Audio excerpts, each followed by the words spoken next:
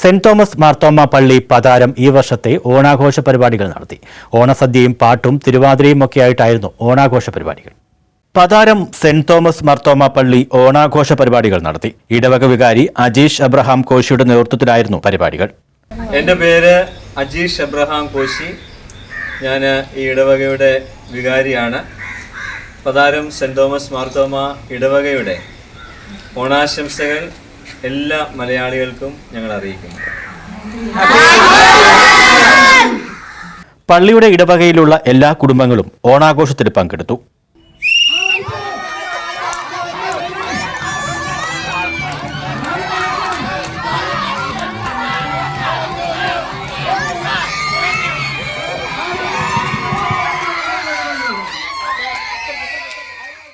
ഓണസദ്യയും പാട്ടും തിരുവാതിരയും ഉറിയടിയും വടംവലിയും കണ്ണുകെട്ടിയും കുടമടിയും ഒക്കെയായി ഓണാഘോഷം തകർത്തു.